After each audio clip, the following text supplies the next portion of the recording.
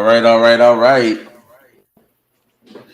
This is Play Your Part Podcast. It's the sports and music edition.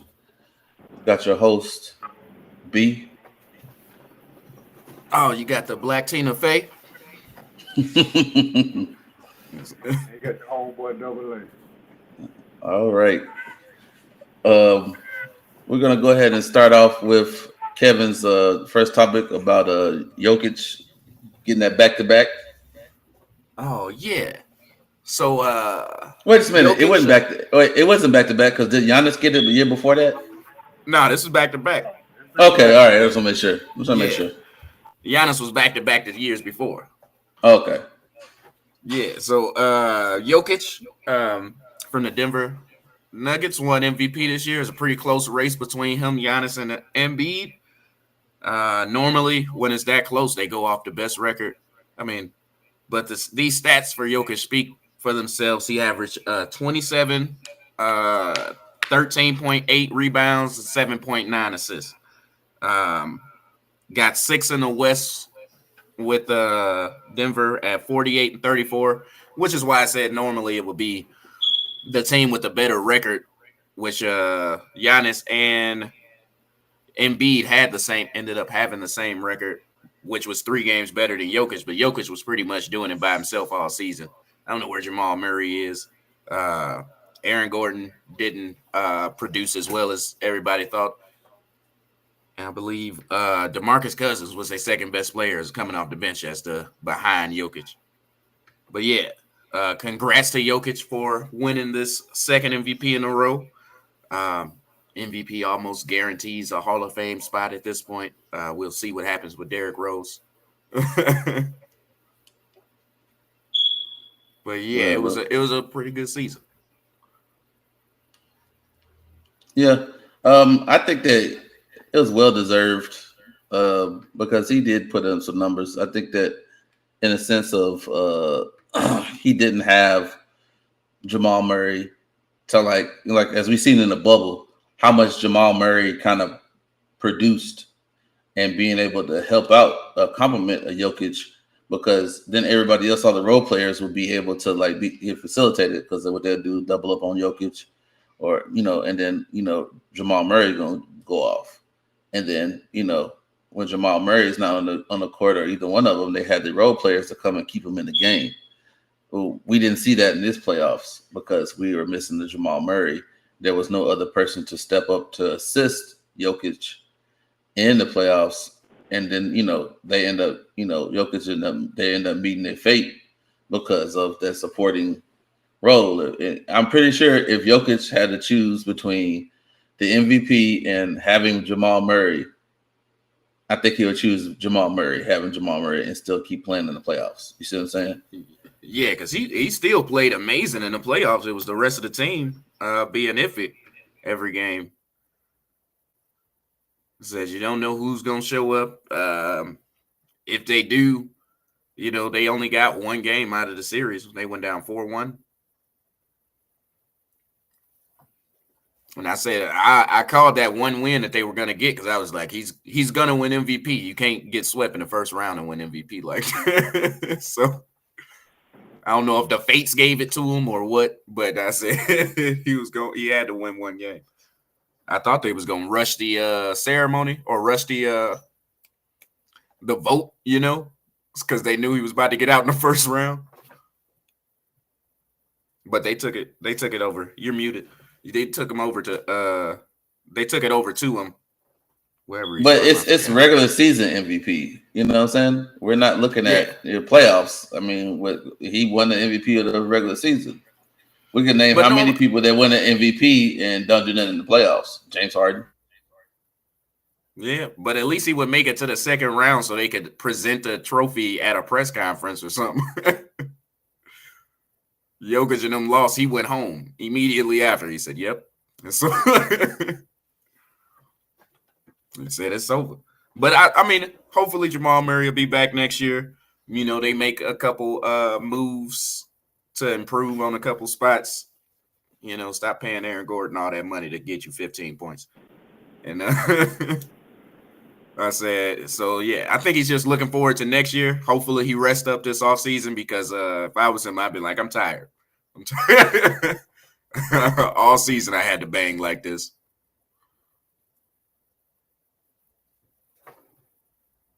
Yeah, I understand. It's just to me, it's just like Jamal Murray better be ready next year. That's all I gotta say, bro. Like, you wasting his prime right now. Well, shoot, I don't want you to end up. What's his name? That was at Brandon. That was on Portland. Brandon Roy. Yeah, I don't want you to be like a Brandon Roy where you have like an outstanding MVP caliber. I mean, well, not really MVP for Murray, but a great season, and then like we don't hear nothing about you no more after that. Like you just fade off into the black. You were like a Brandon flash Roy in the pan. was messed up. He kept getting hurt. Yeah. Could you imagine that Portland team without them injuries, man? I said Dame, Brandon Roy, Greg Oden, LaMarcus Aldridge. Yeah. Nick Batum, Wesley Matthews. Yeah. That was a squad.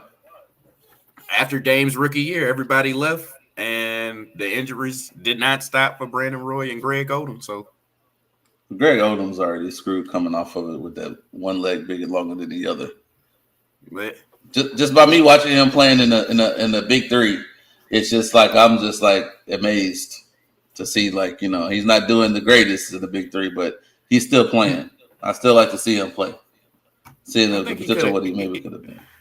Yeah, he would have averaged about 14 and 10, and on that team, that's all we needed from him. Play defense. Right. But yeah, congrats to Jokic. I don't know what's going on with Aaron. But yeah, congrats to Jokic. I would have wanted to see Giannis win another one because he's one of my favorite players in the league. Yeah. And if Chicago didn't have all those injuries, maybe DeRozan could have stayed in the conversation. You knew it was over for Morant because he was gone for like 2 months, first off. And then secondly, when he was gone, his team still played pretty well. I said, I think you take Jokic off that team, he really is the most valuable player because I said you take him off that team, they're not doing that. Right. I don't know who's going to score 20 points a game, but I said it may not be one of their starters. Right. You want to go to the next topic? You want to stay in the playoffs, right? Yeah. Yeah, we stay in the playoffs. I mean, NBA is what I meant.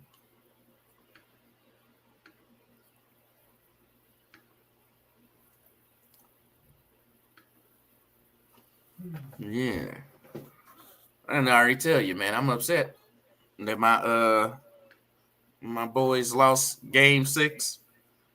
I can't believe we going 7 games out here. But like I was telling Aaron in pre-production, I said if all I need is for Giannis and Dallas to win today, then I only got one more light-skinned team to worry about. Right.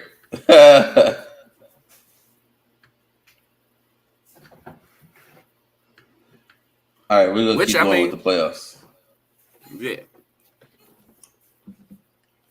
All right, which I mean, normally, if Dallas did win today, I would write them off. But, I mean, I pretty much wrote them off against the Suns, and look at them now. Yeah, that's true.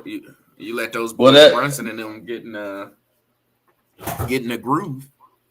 Well, also too is like it's becoming like I always say it's becoming the catalyst for certain people in the playoffs, like Doc Rivers being 13 and 14 in any type of elimination playoffs.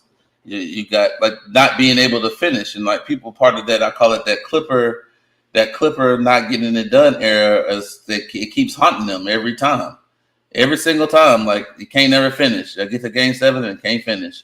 It's like Chris Paul. You get to a certain point, y'all won the first seed. Y'all were number 1 in the first seed, and damn, you let the Mavs take you to game 7. You know what I'm saying? Like you had a poor performance. You had like I think it was like over like you averaged like 9 turnovers a game or something like that, like almost close to 10. Like you can't be turning over the ball. The last time you had like 17 turnovers. You can't win with that many turnovers, especially being a ball handler and having the ball in your hand like that. You know, you can't win games like that.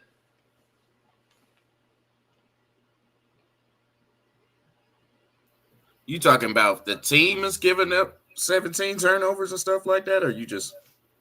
I'm just talking about Chris Paul as an entity giving up 10 turnovers. Period. Like you're the point guard. You usually do most of the ball handling. You can't be giving up that you can't be giving that up. And then he fouled out the one game. I don't know, man. Because he's never been the primary scorer. He's been a primary ball handler. So games when he only give you 15, I'm like, that's cool. But he normally makes it up with the assists. In this last game, the game 6 that they lost, he had 13, 2, and 4 on 7 shots. I mean, even if you going down to number 3, you want to give 2 to Aiden. 13 points is not enough, or 13 and 4 is not enough. Yeah, but you got to keep giving. You know this. You have to get him involved. Yeah. You got to get him involved. So. And then they got this dude Reggie Bullock just been shooting like crazy out here. I'm talking about Dallas. Yeah, I know. That's why I said you let these dudes, when it was just Luka, that's when they was up that 3-1. I said when it was just Luka, you ain't have nothing to worry about. But now you let these other guys get into a rhythm. And you still got Spencer. Yeah. I mean, I might not watch the game. Well, I'm probably going to miss the first one doing the podcast, but I'm definitely probably going to watch this game 7. I'm going to be rooting for Dallas. Let people. Well, I mean, at the same time, like you like that Dallas team is really showing like the potential of what the future could be with them. You know what I'm saying? It could be looking like the Dallas with the Dirk. Like instead of being Dirk, it would end up being Luka. You know, like how the Mavs won when they beat the Heat. Yeah. And now, like, where there was the big 3 and being able to beat them. So I feel like that Dallas, by the emphasizing on having a team, or having a head coach who emphasizes on defense, which everybody wouldn't even think about, like, it's Jason Kidd. Jason Kidd was never the scorer. He was always a good defender. You know what I'm saying? So, like, it's almost to a point where, like, by them playing defense and keep playing the defense that they're playing and being able to play on the floor that they're going, I believe that they only can beat themselves if they beat Phoenix. I don't think Phoenix is going to win against Golden State with this type of making stuff like this, bro. I already seen Golden State, and Memphis took Golden State to that point. You know what I'm saying? Yeah. So sure. It's now like you can't be Phoenix. You can't be playing like you're playing now with no Golden State. Now I feel like Dallas can keep up with Golden State. Yeah, because like you said, they're gonna just play defense, play their game of basketball. Yeah, and if you're playing, we already see when you get physical and play defense on Golden State, they're not going to be making all their shots. Now, Steph Curry, yes, he's going to make his half-court shots. Yes, whatever. That's one person in the entity of the whole thing. But I believe that whoever plays great defense is going to be the one who's going to be able to equalize all that shooting. Yeah. And, Luka really don't have no weaknesses to his game, so he ain't really worried about the shooting. He's still gonna get his buckets. Oh no! I'll talk about the shooting as in not Dallas not producing points. It's about keeping defense on Golden State for them not to produce as many points. Because I've seen people scored 120 to 8 and leaving 88 points only to Golden State. We've seen it. Yeah. It's almost like, dang, if you try to figure out how we're gonna beat Golden State. Well, look at the teams what type of defense they played on them to keep them under 100. You know what I'm saying? You got to look at that bigger picture. Like it's not like rocket science. It's like go to state when they get hot, they get hot. But it's just about It's the first half that's going to keep Golden State where they need to be at. If Golden State's on a run in the third quarter, it's a wrap, bro. Oh yeah. It's all about. I always tell the third quarter. In the third quarter, in every game that has quarters, 4 quarters, is critical on how the game is going to be played out to be. Period. You tell them, you said, if you ain't ready to come out here and play, what is it? 3/4 court, full court press. You don't need to start today. Just tell me ahead of the game. Yeah, just tell me I ain't gonna play like I'm supposed to play. I'm not gonna be where I should be. So I need to go ahead and let somebody else step in here, and I'll come off the bench. Yeah. I'd rather for you to tell me that now instead of me looking at it and watching film and being like this. You're a bum. You could have told me this. You were going to be a bum the whole time, but you decided not to. But okay, we can go. What do you got? So who do you want? Who you got in that series? This tied series, Game 7 for Phoenix and Dallas. I think Phoenix is gonna pull it out, but I want Dallas to win because I don't like Devin Booker so much. So take a pick. Who you want? Dallas? Dallas, yeah. Okay. That's a biased pick. Who I think's gonna win is Phoenix. Every pick is a biased pick. You have your reasons why you want it to happen. So yeah. I'm saying non-biased, Phoenix should win this game, but I want Dallas to win. Yeah, I understand. I want Chris Paul to win one, but damn, like he gets in his own way. So at this point, I'm like this. I said my love for Chris Paul does not exceed my hate for Devin Booker. Wow. Why are you getting so mad about this dude? Like you get mad at him like I'd be talking like Ben Simmons. Like he's been talking for years, only been good for 2. Tired of it. I think it's just a light skin thing you don't like. But anyway, I'm gonna go to I got people. Not the way you're talking right now. Stop I like Seth Curry. Steph, I won't root for that guy, but Seth, that's my man.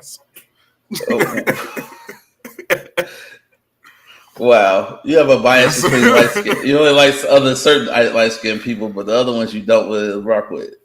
Yeah. Okay, whatever. I want to see Dallas.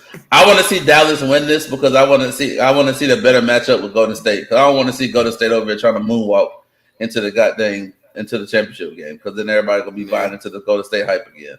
Not like I don't like Golden State, but I've already. It's been 2 reasserted people that made Golden State back to where they are: Jordan Poole and Andrew Wiggins. Yeah. I don't too much care. Andrew Wiggins is a good support cast. Not a superstar. He is not even a star. He is a role player. And he just plays his role. I've always said that about him from day one. He was always overhyped. I've been said that. He's just a good role player that they need. He's like what Iguodala was when they went on those runs before. I said because at least Jordan Poole and Wiggins they playing defense out there too. Exactly, that's what I'm saying. They're not just shooters. Exactly, and that's what Golden State was missing. Y'all can score 118 to 120, but damn, you're not stopping the other team from scoring. You're not playing no defense. That's why y'all couldn't win after y'all won that last championship. Y'all couldn't win anymore because everybody done figured you out. Y'all injuries plagued the Clay for being out for 2 years. So I want to see Dallas win. So I got Dallas. I hope they win. Okay, so we're gonna go over to see. We need to. That's why I said I'm not racist. I want Luka to win.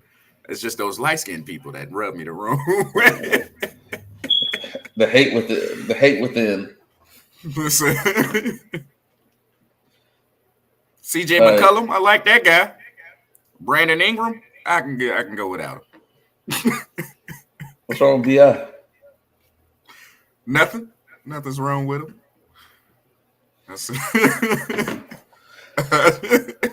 I'm gonna make me say it.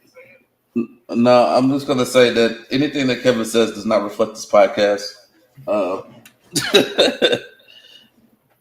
I like Brandon Ingram. He's cool. He's better than Ben Simmons. Anybody's better. I think Kevin, you're better than Ben Simmons at this point. Why y'all always coming at me, man? I'm the best. Okay. If I was 6'4". You just be 6'4". Yeah. That's it. Yeah, I want to be just 6'4". We're gonna go over to like this. We're gonna come over here to talk about this this elimination from Philly. And what was your? We're gonna go in. I'm gonna go in it. Well, you know what? Let's before we go to that, let's let that be last. Let's go over there to this Milwaukee Boston series. What do you got in this series? If historic Game 6 from Giannis and Jason Tatum, they combined for 90 points. But I don't know. Giannis been doing this all series, let me say. And I don't know if Jason Tatum going to be able to give you that 40 points again. He might need to only actually give you 30 today because, they coming with a vengeance. They at home. He might actually only need to give you 30. But is he going to give it to you? And that's the whole thing. Jason Tatum, oh my God, even watching that, I think I was half asleep and I was watching I've watched it, but watching it in a sense of it being the scenario of the game and watching that Giannis has scored that many points and then that Tatum has scored that many points and being able to see that, them going back and forth. Giannis is going to get his points. It's all about other people on Boston.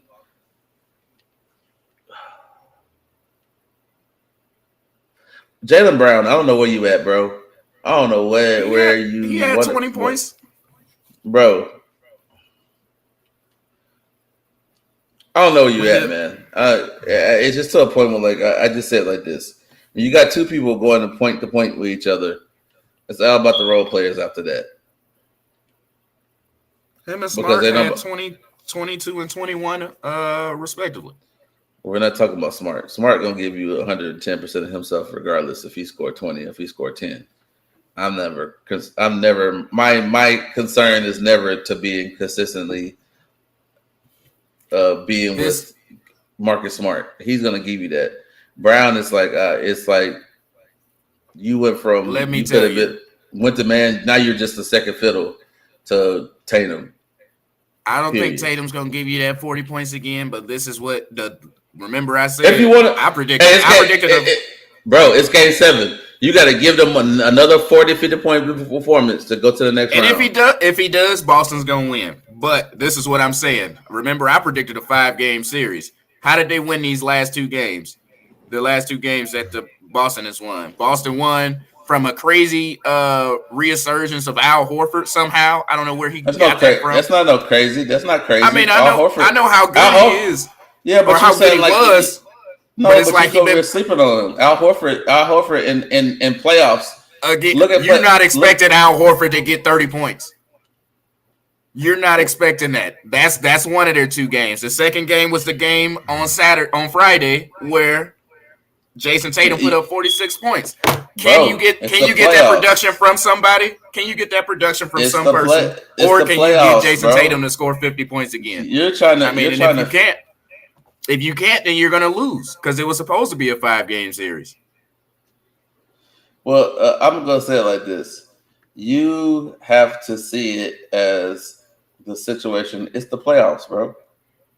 Yeah. It's the playoffs. These are the defending champions. I trust them to do what they got to do more than I trust this Boston team to do what they have to do. But it's the playoffs. You're trying to ask and fathom about, I don't know where Al Horford's coming in here with this. This man been performing in the playoffs. You're not coming into this game expecting Al Horford to give you 20 a game. You're not coming into a series. And he did. He Where's Chris Middleton been? Where's Chris Middleton been? Where's Chris Middleton been? Thank you. He hasn't played. It's a difference from not playing and not showing up. No, it's a difference between not being available and actually somebody being available. Hey, they want him ready for the next series. Kevin. Hey, if I can beat Boston without Chris Middleton, man, you could be Miami. This is just the point. This has proved the point where I said before. I don't think Chris Middleton, after he won that championship, I think he just like got satisfied and started acting like Michael Redd, and just started getting into that slump of just being an average ass player and not being a really role supporter. You know what I'm saying? Because you already know that Holiday gonna give you that defense, and he gonna perform. Now, I hope he doesn't play today, honestly, because like I think they said like he's ready to come back. They just like taking their time. But it's game 7. You don't want to throw him in the mix now because if he comes back and be terrible for that first game because he got to get the rest off, then you just messed up the team chemistry for no reason. Well, maybe he just needs to get the rest knocked off of him when he plays against Miami, and he ain't gonna need to do much on. I mean, well, he gonna need to. Pretty sure I have him guard Jimmy Butler. Drew gonna need to guard Oladipo or Hero, and then Giannis got it. Bam. Think they gonna put PJ Tucker on Giannis? No, man. They're gonna put Bam on Giannis. That's the best matchup, man. Yeah. Because I mean, who else you really concerned about? You can put Bam on him, and then you still got. Well, it depends on what type of play that Miami's gonna give you. Are they gonna go small ball? Are they gonna go? When they put Bam, and they're gonna put Deadman in there, or put somebody else they got on there just to play with another big, because because sometimes you do have Giannis and Lopez playing at the same time, but will Lopez try to I got a little person on me, let me bag him up underneath the goal and try to dunk on him.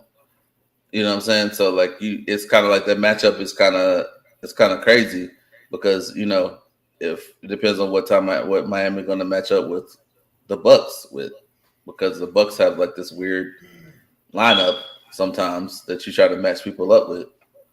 You got to see what works. Yeah. I don't know. We got to get through today. So who you got today? Milwaukee. Okay. Just simply because of Giannis? I already told. I said this was supposed to be a 5-game series, and the only reason they won those. No.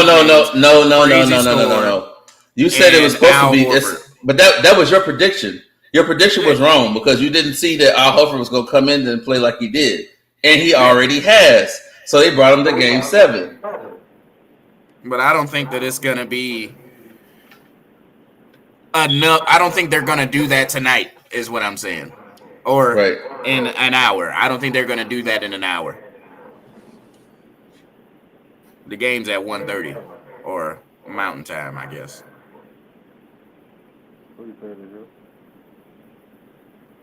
So what you think, Aaron?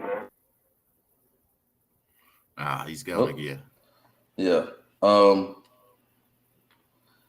yeah. Yeah, but that's why they shouldn't even have made it to Game 7. Is the whole thing. So yes, well, Kevin's prediction is saying that they shouldn't have, but they did, and everything's coming into fruition. So right now, with what they got, you have Milwaukee winning. Yep. Okay, I got Boston, but I have Boston for a reason because I feel like that you're going to see another Al Horford giving you 20 points. And then I'm gonna see Jaylen Brown actually giving up 25, and Tatum giving the same what he's been giving. But what's gonna really kill? Hey, but look at this. No, let's go back to that what you were saying, because you're forgetting about the Pritchard and the people coming off the bench of Boston being able to shoot and score, And when everybody else is sitting on the bench, that's pretty much where the resurgency of trying to stay in the game or trying to be able to have a run is to see if your second squad to be able to give you that run. You know what I'm saying? James. And then but what's again, and Collington was been the one who's been contributing with Milwaukee for them to win some of the games too. After for Boston in Game 6, after Tatum, Smart, and Brown, who had the next most points?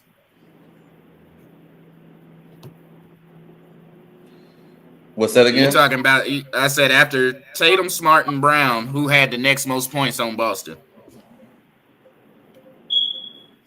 I don't know. It was Derek White, and he had 9 points.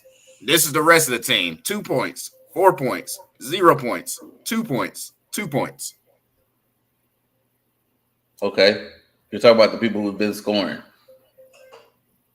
No, I'm saying, you take those points away. Let's just say Jason Tatum get 30 today, and that's 16 points unaccounted for. Boston lose by 10 at that point. Yeah, but you're still trying to nurture and pacify your theory of why that you predicted Milwaukee winning in 5. It didn't happen. So now they're pushing to Game 7. Yeah. So it's the playoffs. It didn't happen. Stuff happens. Exactly. What you think should be something. I don't expect them to do that again tonight. Okay. I think otherwise. It's Game 7. This is one of the we all know that Game 7 there's a win or go home. You will give 110%. One of these to get to one of these teams is because this right here is going to potentially get you to the next point. And the next point that Boston needs to go to is they need to get to the next point of at least going to the Eastern Conference Finals and being able to, like, what are you going to do after when you get to there? Not just saying our whole goal is to get to Eastern Conference Finals. Is it, or is it to win it all? So one of these teams is a defending champion, and the other team chokes when it matters for the past 3 years. So,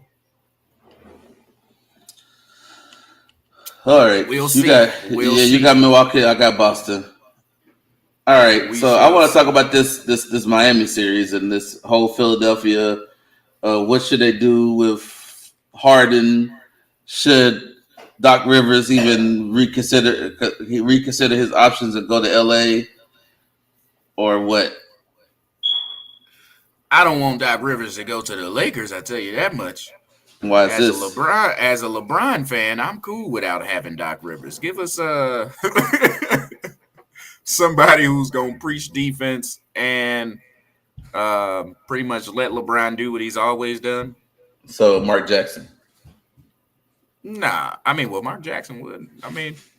He'll get them ready for the next phase after LeBron's gone. I tell you that much. And then they gonna get rid of him right before they take up. Anyway, if you want to get rid of Doc, what's up? Yeah, no, keep going. For Philly, if you want to get rid of Doc, do that, but you're gonna have to bring in somebody. I wouldn't bring in D'Antoni like they talking about. I don't believe that. As far as the team's concerned, get some more wing defenders that's going to back up or take that strongest defender so James won't have to. At this point, both of them under contract for at least another 2 years. I think it's 2 years for Harden, then he has the player option. No, that's the option this year. And then he has a chance they could give him extension also this year. They can extend him for that max. But see, that's why I'm saying if they're not going to extend him, then that's where you need to start going ahead and try to make trades so you can get something out of nothing. You didn't trade it. You didn't make a trade. Again, it's the first year with the new rules. James Harden didn't necessarily have a terrible season. It wasn't up to his Houston standards, but he still averaged 22 and 9. So. But the deal about it is we can't keep going back to the Houston standards because he was the man. When you have that much usage and that much ball handling, you're gonna be the one who's gonna be the man. See, you're not gonna have that when you got the Embiid of the world. you have the Embiid of the world, and be able to, having to deal with that. But yeah, I mean, all they gotta do is get a little deeper, get some wing defenders. I mean, maybe make a change at coach because obviously Doc Rivers hasn't done it yet. I mean, if you want to rock with him, he is one of the better coaches, and I would rather have him than have Mike Brown. Sorry, Sacramento. But yeah, I mean, and plus, I mean, I feel like this series could have been different if Embiid played the whole series. No. So he came back. They won 2. Yeah, but I don't know, man. Me personally, really never. I feel like this is like some kind of secret meeting that when you got Daryl Morey and you got Brett Harding on here, they're gonna be like, let's try to let's make another run at this again and get D'Antoni in here, and yeah, let's go make this recreate. You're trying to it's like insanity. You try to keep doing something over and over again, it's not gonna get the same results. You can't go walking around here not playing defense and thinking that you're gonna win. This is not Phoenix. This is not the Knicks. This is not wherever D'Antoni tried to make this scenario work. It doesn't work that way, sir. Unless you have like that one year when y'all actually did pretty decent in the playoffs and y'all actually had, That's because they had defensive minded player. Oh, yeah. I thought you were talking about the Phoenix days. They had Sean Marion, Amari Stoudemire. Who was the other guy? They was just Grant Hill. They just had straight defensive minded players around Steve Nash. So, I mean, it would have worked out, but I don't know. I think I don't know. I mean, I can't really say. Build in the draft, pick up some role players in free agency. Don't stay stagnant because obviously this isn't enough. I mean, and if you are, I wouldn't trade James, but if you are, I don't even know where you would send him to unless you make the trade for Russ. No, I have a perfect scenario for that, sir. May I please share with you? No, perfect analogy for it. Yeah, got the perfect scenario for that. There's a will, there's a way.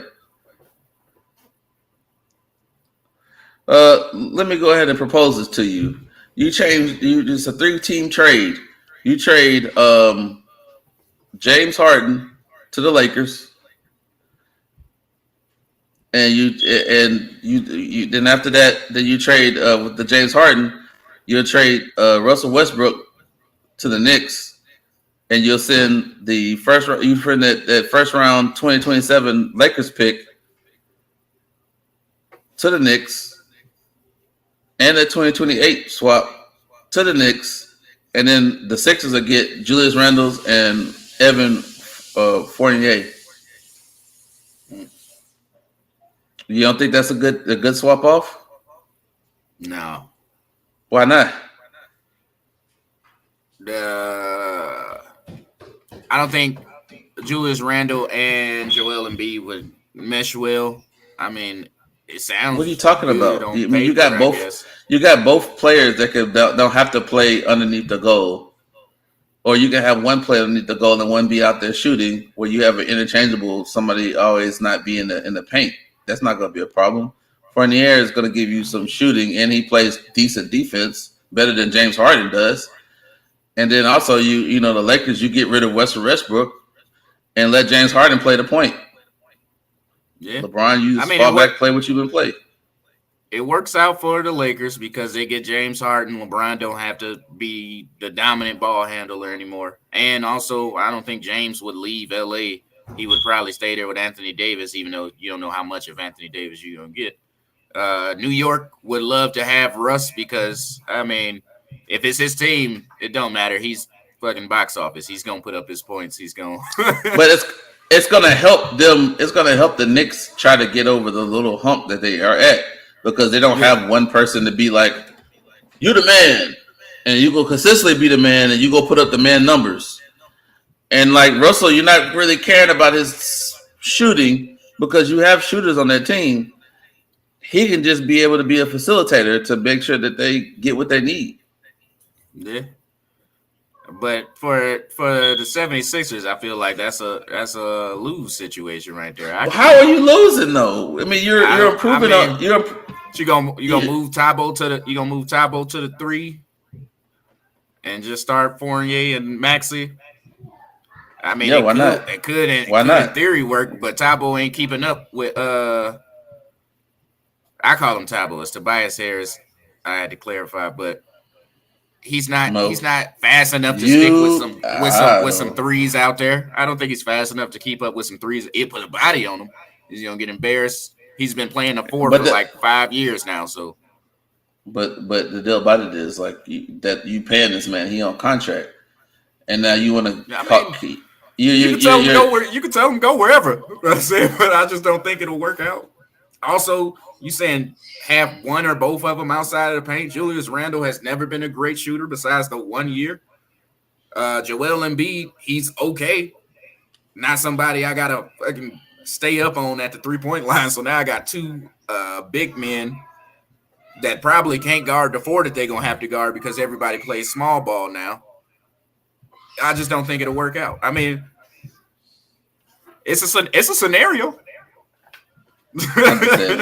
I'm just saying it's a better scenario than what, because I feel like this 76er thing is gonna happen. The same thing is gonna happen like the same this year, and all we're gonna be right back to the drawing board. Get rid of Doc Rivers, do something with James Harden. Then Embiid, you just literally dwindling his prime years away, and then you're gonna be stuck with the same 76ers BS, starting all over. I'm saying don't stay where you at. I said either get rid of Doc Rivers and pick up some free agents, or move James Harden and keep Doc Rivers. Don't blow up the whole thing. I said, but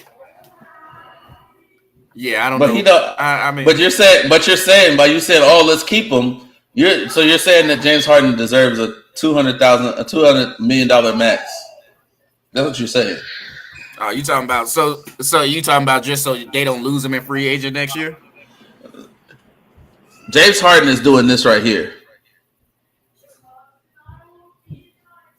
Right. Now you're gonna have a Russell Westbrook problem. Well, we're gonna have all this money because his contract gonna be bigger than Russ's. His gonna be $56 million on top of this extension if he signs one.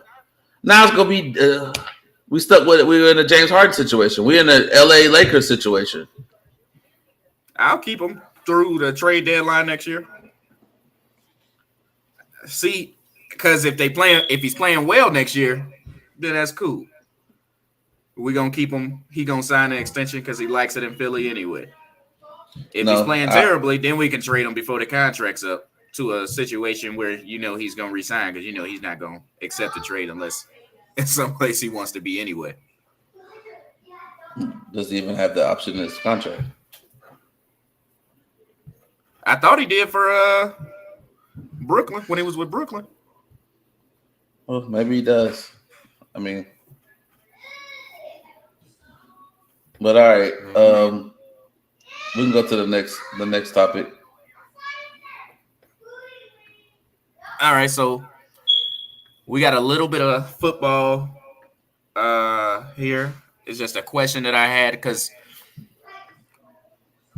these moves still have yet to be made, and it's all but clear that these teams have given up on these 2 quarterbacks. It's Baker Mayfield and Jimmy Garoppolo. We call him Jimmy G, Jimmy Guap. The question is, which one would you rather trade for at this point if you're a team looking for a quarterback? I mean, even if he's not the future, he's like a bridge quarterback. Well, I got the stats here. You want the stats? Yeah, give me the stats. Baker threw for 3,000 yards last year, 17 and 13 touchdown to interception, 8-9 record, or 8-8 record because he didn't play week 17. Then Jimmy G threw for 3,800 yards, 20 and 12 for touchdown interceptions, a 10-7 record with the 49ers last year. I mean, clearly one is better, but again, Baker was playing injured last year. Should have just sat himself down. Now he's in this situation that he's in now. Baker Also, I is don't like. both of them are bridges. Yeah, Um, it only going to in detail that they won't be bridges is what type of offensive line you got, with the scheme that you're running, and also what weapons you have. Of course, we know Carolina, you have more weapons, more younger weapons to throw to. You have a dependable running back now, and then you have a pretty good defense at Carolina. So I can see Jimmy G probably going to Carolina. Now Baker, I can see him going to Seattle because I feel like for Baker to really prove to himself. Now you're not injured anymore. Make him compete against Drew Lock. If you're good, you'll beat him out. Or you yeah. just wait, or does Seattle just wait till Drew Lock just do what Drew Lock usually does, mess up, and you just switch quarterbacks. Because we all know, like you said it before, Kevin. All the good quarterbacks ain't until next year anyway.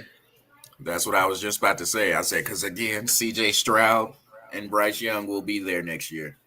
Yeah, so I mean, regardless, you ain't got to have Baker on a long term contract. So then, I mean, well, Yeah, you we'll don't even extend have you to out for. resign him. You No, that's what trade I'm. for him this year. I know if he performs good this year, then we'll consider it. And Jimmy G, as long as he can stay upright, Jimmy G can perform. But he gets injury prone. But once again, you have to have a really good offensive line to keep Jimmy G upright and put him in, and then you have a running back like Christian McCaffrey, which he didn't have a running back like that. I mean, they use Debo, but I'm just saying, like, they have an actual running back that can catch and run the ball. That'll take off the pressure off of Jimmy G, so he won't have to get hit so many times. And then you can use him as a bridge if he does good. Then I mean, there you go. What do you So a thing about it is Jimmy G's gonna make 27 million this year, while Baker's gonna make 18. That's factoring into your decision. No, That's because another. you got to see how far Jimmy G has gotten the team to compared to how far Baker's gotten the team to, and then at the same time, what tangibles that Baker had, and then what Jimmy G had, and how he utilized those players.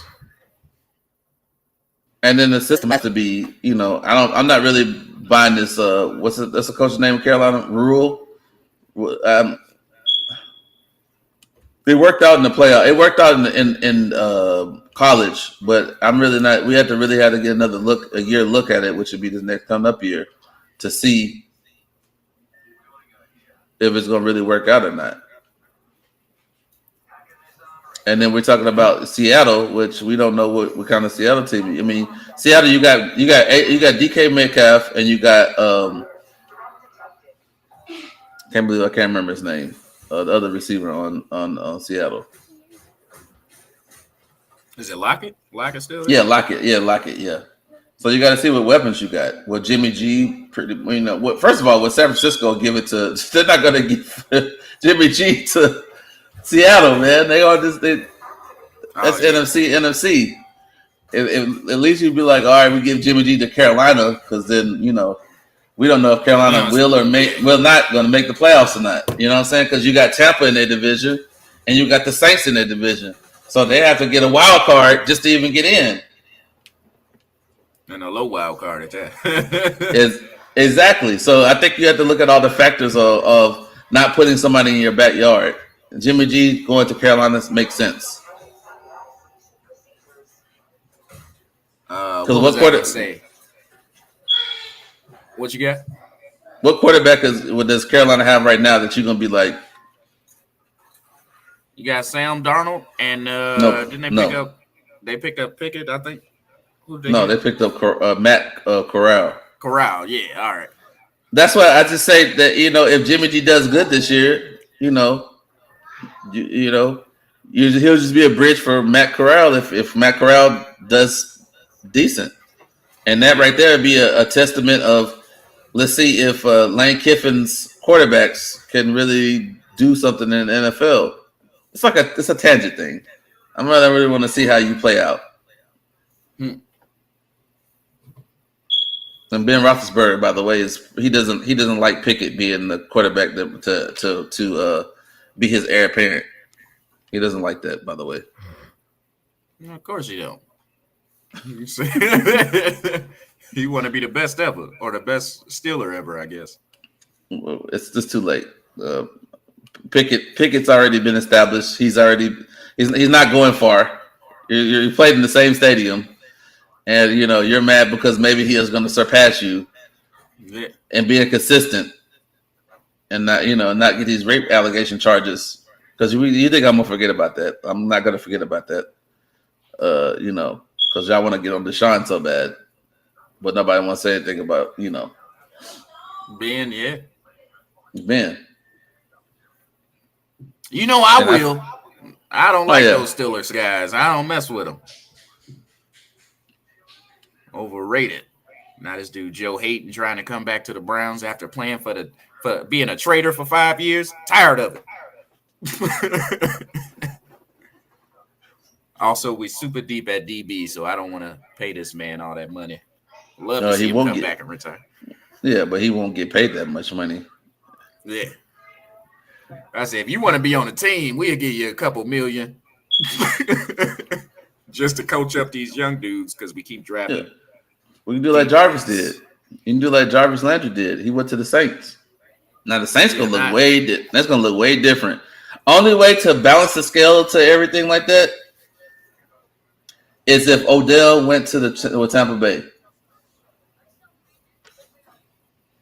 I mean, he ain't gonna play for real. Well, he ain't gonna be back till halfway through the season. Bro, like I said, put him on Tampa Bay. He can play with Brown, what Antonio Brown did.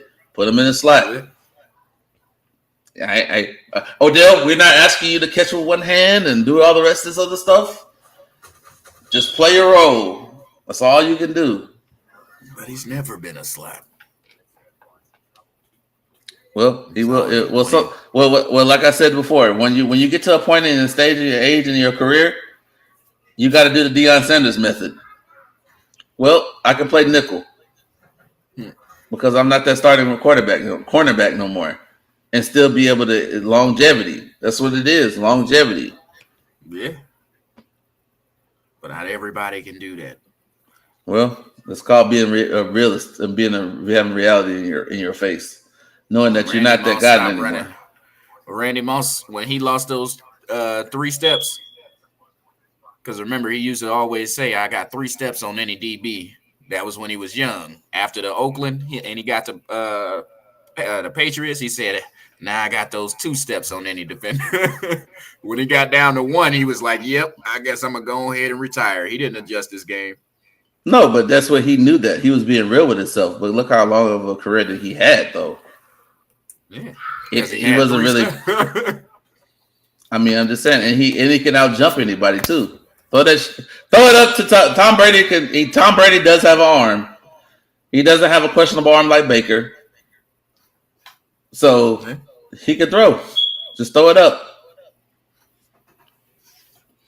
That's why I tell people Tom Brady his range is so out there, because people thought like, oh, they just did the Duncan and short passes on the Patriots. No, it's because they didn't have any big play receivers out there. Exactly. That's just what the offense called for. Yeah, look at the year when he did have Randy Moss. Tom Brady had some crazy numbers. Yeah, he broke the record for most touchdowns in the league. I mean, in the season. Yeah. The 1 year he had a true number 1 receiver. That's why it's no question. So what do you got? What was your opinion about this, the Baker or Jimmy G? It's basically what you said. I'm not. It really depends on the situation. Am I looking for a bridge quarterback, or do I really just like Baker's attitude? Because he's a jerk, but in a good way. I like it. No, he's arrogant and cocky. That's his problem. Yeah. That's why people don't want him to succeed. Nobody's picking him up because he wants to. He always throws people under the bus. Well, No, he doesn't.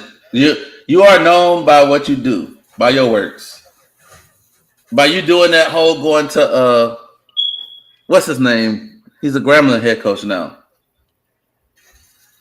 Hugh Jackson. By you doing that, yes. While you going over there when they're playing Cincinnati and Hugh Jackson was on the Cincinnati staff, you going up over here and like with that little smirk, little nasty little thing that you did, you screwed yourself. Nobody wants to be around nobody like that. You only try to blame Hugh Jackson like it's his fault. I said other than the 1 year where he had those 33 touchdowns, he always was a one, almost pretty much a 1-for-1 or 2-for-1 touchdown to interception. And I always say that's just way too many. I mean, like for every touchdown, it's an interception coming right behind it. Well, that's your boy though. That's your boy. But he's still young. He can grow. I believe in him. All right. And the $10 million left. You know what they compared him to? Oh, Brett Favre. And don't we all love Brett Favre?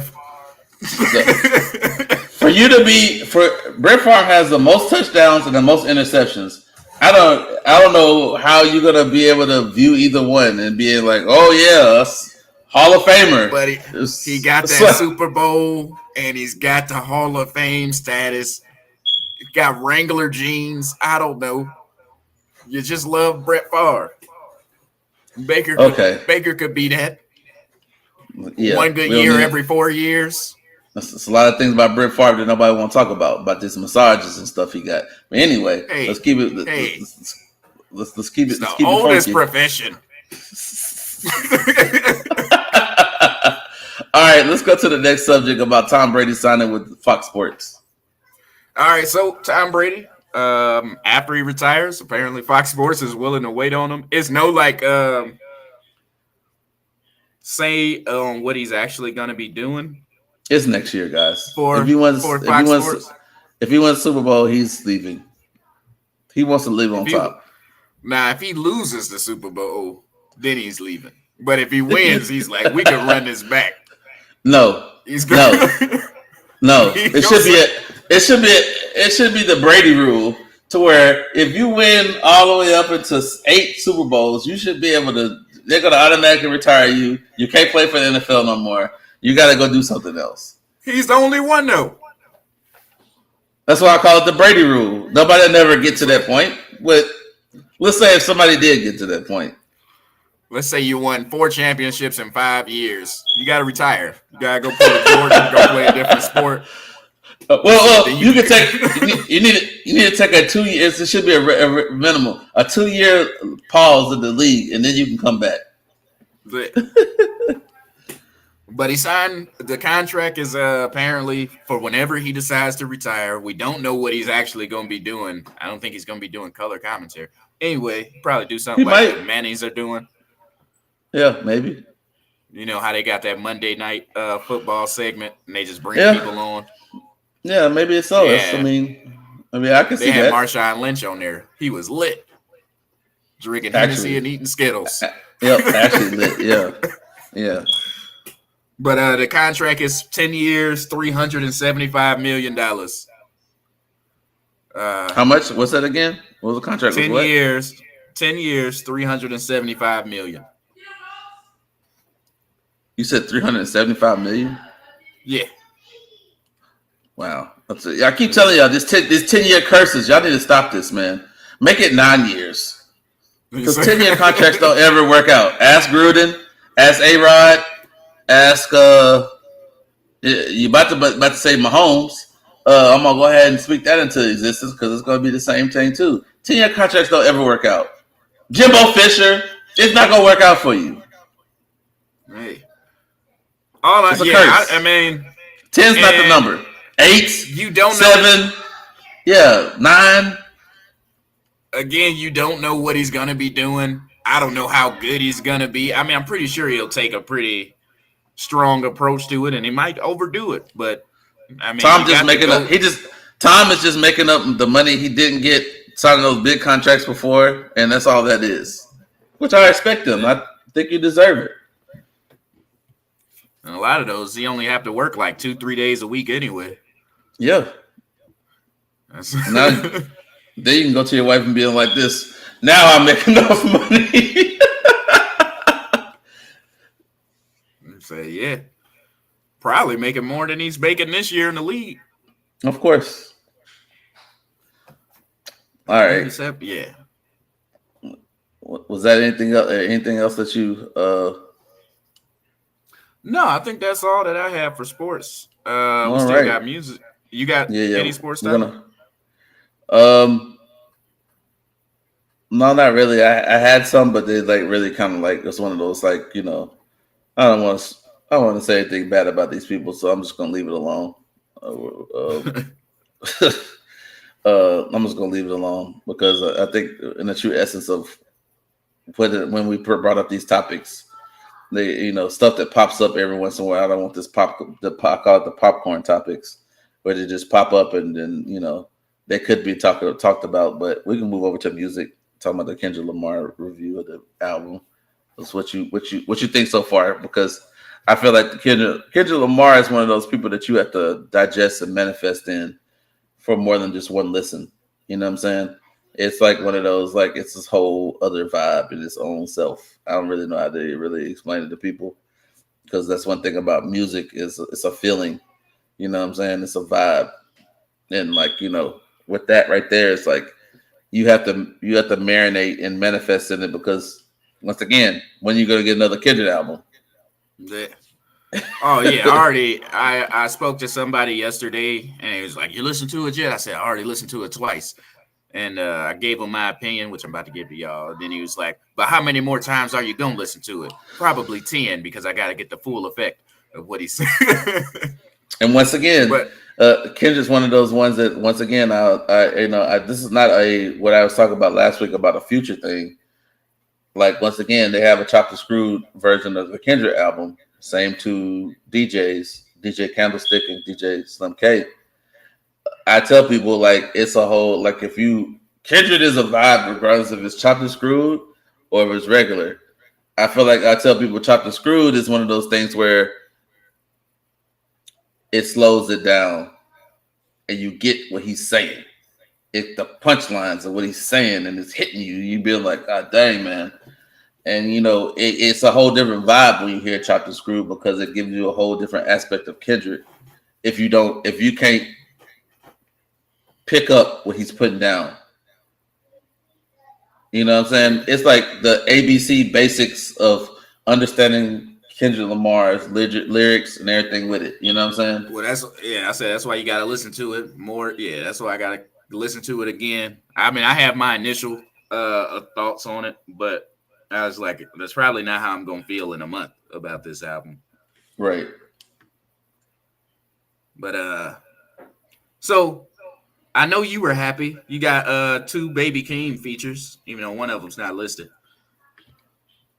Yeah. The Savior interlude and then the Savior song. He had a verse on the Savior interlude and on the Savior song. So I was like, oh, this is what B was waiting on. He said, all I care about. Mm-hmm. Well, no, it's not all I care about. It's just like I feel like that Baby, you already know, like I already listened to Baby. If you haven't listened to Baby King, you need to go out there and listen to that joint. That's number one. Number two,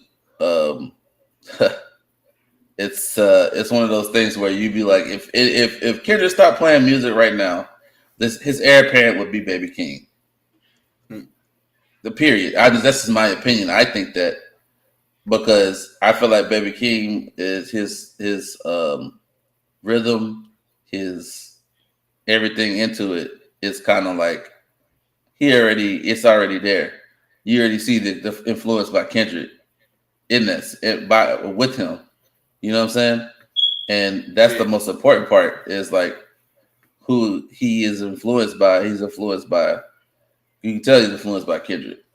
But at the same time, it's like you see it, but then at the same time, like, you sit there and love to enjoy listening to, at least I do, listen to Baby Keem and his like concepts and stuff like that.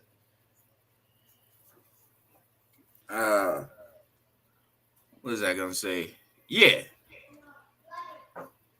I mess with Baby King. He does have like he if he's where he is now and he's so young, I feel like he's gonna be one of those guys we're gonna be looking out for later. And Kendrick just helped him get on a whole nother level by doing those features and being on the singles of his last album and everything. So Yeah, I think put him more in the mainstream. yeah, it did. It catapulted. If you didn't know who Baby Keem was, it kind of catapulted the situation. Like Yeah, I don't think, and then one thing too is like I always tell people before you listen to the main album what Baby Keem put out, listen to some of his mixtapes, bro. That's gonna, I guess I would say that's gonna catapult you into like appreciating the music that he puts out. You know what I'm saying? Yeah. So I said about the Kendrick album. First listen, I said it's good. Don't get me wrong, it's great, but it's not his best album. And I would say by far, but it's only like 4 of them. So I mean, yeah, I agree. And it was just a different vibe than like the rest of his albums because it was really no like quote unquote hits. You know, I know you said N60 or N64, is that what it's called? N95 was N95, yeah. I mean, and not just yeah. and what it too is like the visual art of it, and like that's what I appreciate the most. Is this visual art and this visual mindset is just so creative for Kendrick. Like just to see like Kendrick interacting, like being creative in that space. You know what I'm saying? Yeah. And like seeing his music videos and like being able to like really like enjoy the scenario. You know what I'm saying? So like that's just me personally. And like being able to like know and see his creativity. That's why I always say N95 is a good music video because it's one of those things where I already see it, and then at the same time, like I'm used to it, and I appreciate it. His creative sense of how he really like comes off as a just a full producer artist type deal. That's what I like about producer artist type people like that. So I haven't seen the video yet, but the thing in the album, you know, the first song, he said he's been going through some things, you know. It's called United in Grief. yep. And I was like, one of the first thing he says, he was like, I've been going through some stuff. And that's what I felt the album was. It's just him growing as a person, you know, dealing with family and his relationship and his influence on the culture or the world. And, you know, dealing with fame and all the things that come with it. Right. Yeah, I like I said, I like it because he just tells it. He tells a story from his own perspective of what he has to deal with, and then just seeing what's going on around everybody too. So,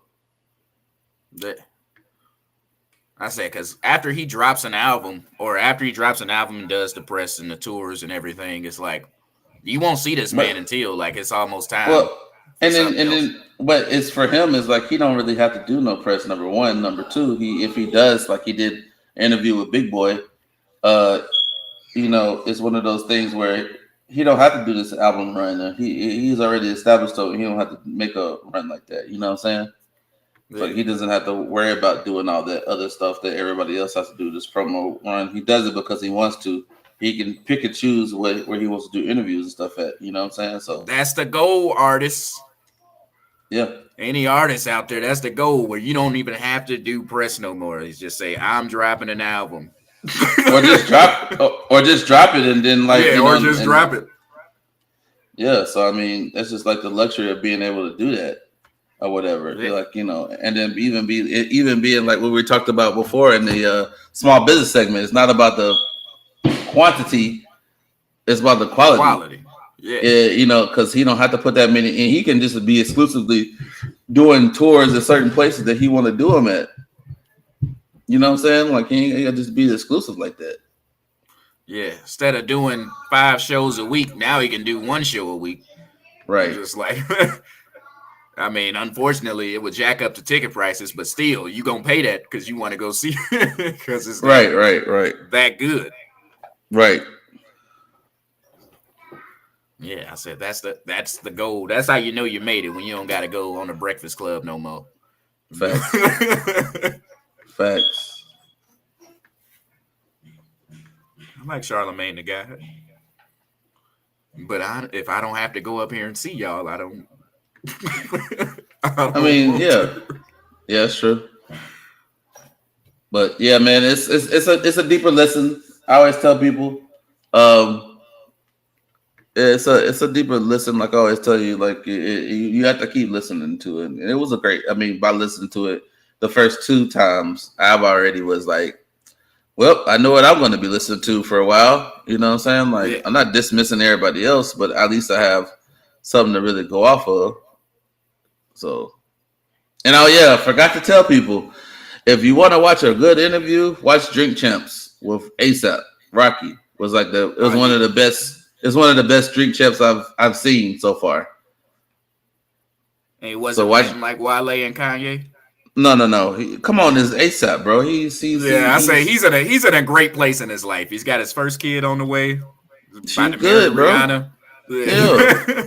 You The great. thing I heard that he didn't speak about when his album is supposed to be coming out, if he's even putting out one. Well, he got a single out. Is the DMB is this fast single coming out. I didn't want to listen to the single. To watch. No, you got to listen to it because it's just like one of those intros of what you're going to be getting. What Rocky you're going to be getting out of it. He's on his next elevation. I'm on my grown man. I'm not doing this little like the other stuff I used to do. You can see him evolving. That's why it's like you see him evolving. But watch Drink Champs. It'll explain everything. He's the type of person. He likes to come up with his own sound. So it's going to take him a whole lot longer to come up with an album like the Kendricks of the world to make sure that I feel like that I'm good at a point where I could put this out and feel comfortable about putting it out. You know, my thing, like, I guess I'm weird this way. I don't like listening to singles, especially if I know that an album is coming. Or, I mean, unless I ain't heard from the person in like a long time, I would listen to the single. But I normally don't. Like, the only reason why I listened to the Heart Part 5 was because I knew that wasn't going to be on the album. Well, Heart Part 5 it's one of those it's one of those I feel like that there could be like it's one of those visual arts things of like understanding it, like not only just listen to the audio of it, but watching the audio and the visual at the same time. Kind of like it's a whole it makes it to make it special like that. But yeah, I'll have to check it out because like I said, I thought the Drinking Champs, I was trying to wait till the Drinking Champs thing because I expected him to say something about when the album was coming out, but he didn't. Mm-hmm. He didn't say anything about it, so maybe I do have to just check this out and let this hold me over until the next or the next single. It's people like who is it, Ab-Soul?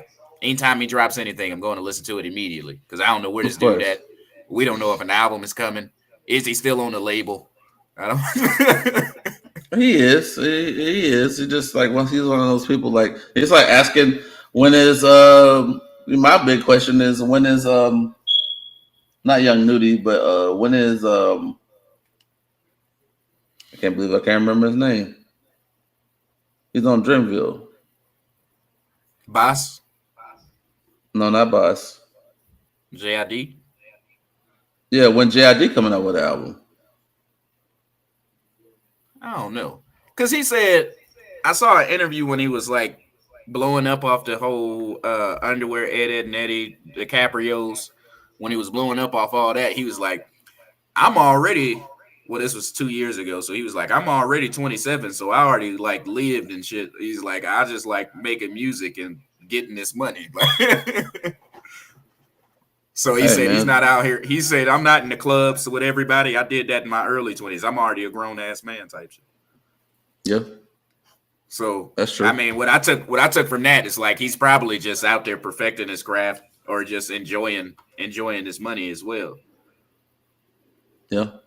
I can see he's that not too. like press because I think he was kind of like on the same track as the baby, as where like you were blowing up, so you dropped all these mixtapes and stuff, and like at the height of JID, he dropped that DiCaprio 3, right? So after that, he was like, y'all got enough music to like settle for a minute. Let me go and back in and refine my craft. Unlike the baby who just kept dropping shit, 2 albums a year. Oversaturated the market and stuff. So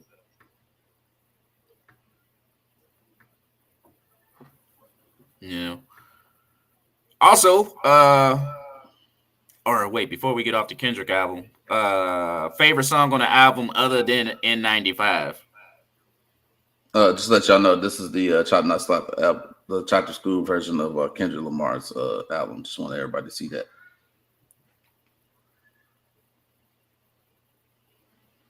You heard what I said? No, what was you saying again? I said favorite song on the album other than N95.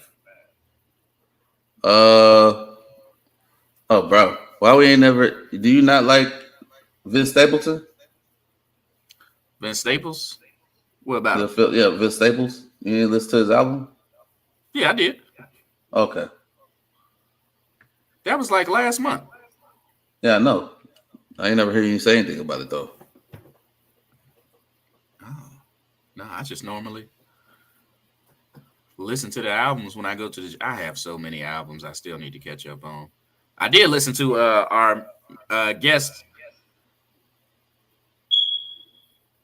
that we had on here. What was his name? You talking about Wes Berkman? Yeah.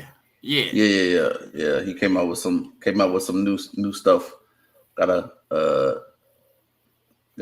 pick his brain and probably get him back on here when he dropped that album. Oh yeah, I like the one that he told us.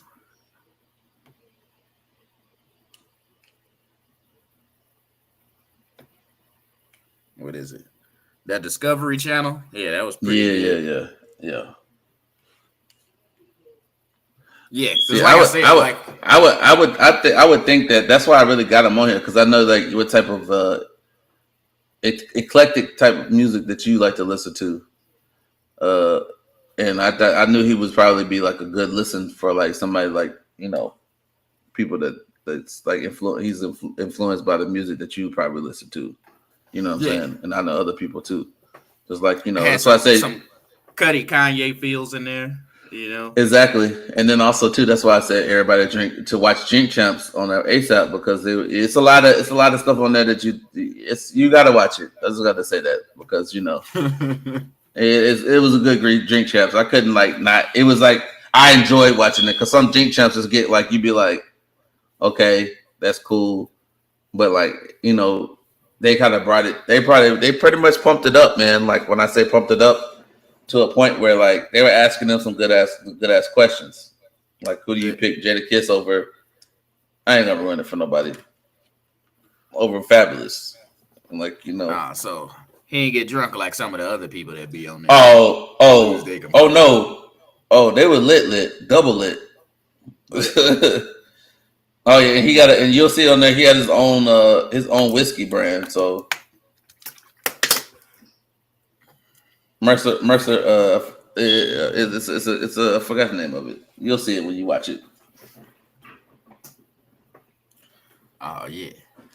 Oh, so my favorite song off the album was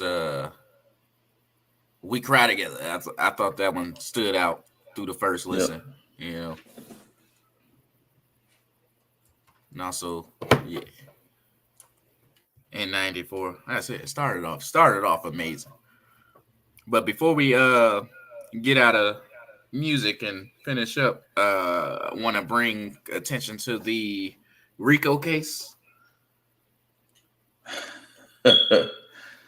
You want to do it now, or you want to just wait, man? Because we got another pre-production in the next couple of minutes. But if you want to talk about it now, I mean, this I think that right there should be a you want to talk about it now, because we can talk about it now. Nah, because we don't even know if Nudie. We don't even know if Nudie's gonna be part of it because he's just affiliated for some reason. And then, But that's just one of those things where you could say like this, that when people said the hip hop police, and this was it's a real thing, where they sit there and they go like this. Let me listen to Young Thug's album. He's talking about murder, kill, murder, and he's part of the blood affiliated. Let's do this investigation on what happened in Atlanta and all these people who get affiliated with. It's like it's like they just try to like, yes, people snitch on themselves. But yeah, if you don't put it in the context of where it's supposed to go, you're really just fishing for what you said you got a RICO case, but based off of you're trying to put the hierarchies together. But people do what they do individually. You know what I'm saying? Like, how can you put me unless I told you? They're trying to put it all the way from the Wayne tour bus getting shot up. You know what I'm saying? Like, you know.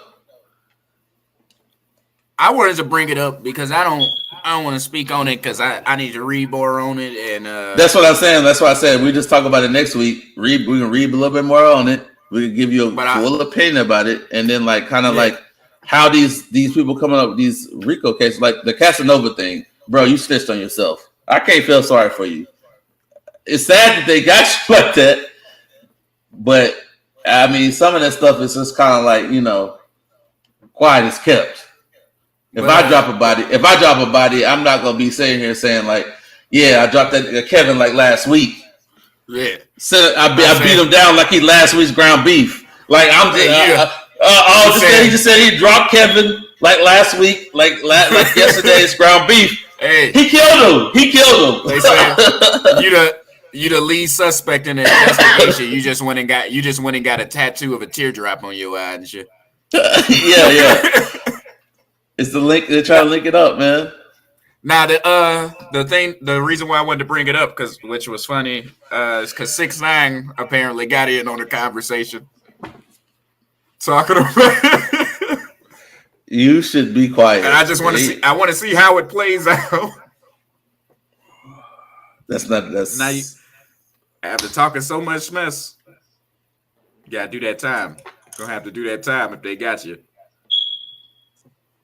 Saw what happened to him.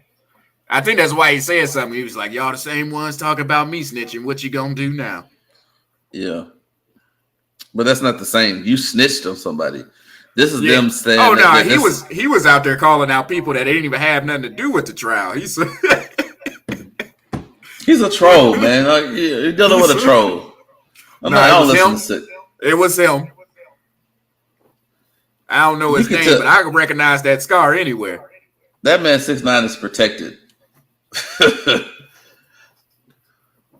Yeah. I said his stuff ain't doing his songs ain't doing numbers no more. So he's trying to stay relevant as much as possible. I hate to bring him up in the first place, but I just thought it was funny. I was like, yep, this man could not resist. I just feel sorry for him when them people get out of people he snitched on get out of prison. Oh yeah. Now he's got to get those tattoos removed now. He should have went to Whitsec after that joint. You can't come back after that. You should have went to Idaho and been a invest in wind solar or something. I don't know. He is not gonna keep a low profile. First off, secondly, it's this dude over here with face tattoos on. It reminds me of somebody. I think I've seen him somewhere. Get him removed. So big 6ix9ine on his head. Everybody would know. Yeah, he couldn't keep a low enough profile to go in the WITSEC. So he's just gonna be paying $10,000 a month for the rest of his life on security. Okay. I'm gonna give you the TI philosophy on I don't bring up or try to solidify or bring up any suckers up on this podcast because you didn't got enough shine everywhere else. That's why I just let you be. Man, it just made me laugh. Unfortunate for those two in that situation, but I said Yeah. he was just being a dick. Yeah. So you got anything else? Nah, that's all. All right, man. Hey, you wanna get an album for next week? You want to go back to the Vince Staples, or you want to go to? I mean, I what got album you want to go to? somebody who dropped this week, who I'm telling you probably not gonna get as much because we said it last week not to drop your album the same week as Kendrick Lamar. Is Quail Chris. Okay. I don't know if you know who he is. He dropped an album this week. It's called Death Fame. Yeah. Yeah, it's only 41 minutes, 42 minutes. Okay. Yeah, we'll do that one. And then we'll come back and recap on what people's, if they got any more things to say about Kendrick's album too. For sure. All right, man. That's what. Yeah, we'll do that. So once again, I appreciate everybody. Appreciate you showing up, Kevin. I wish Aaron was on here. He was having some technical difficulties, but this is a Play Your Part podcast, and we out.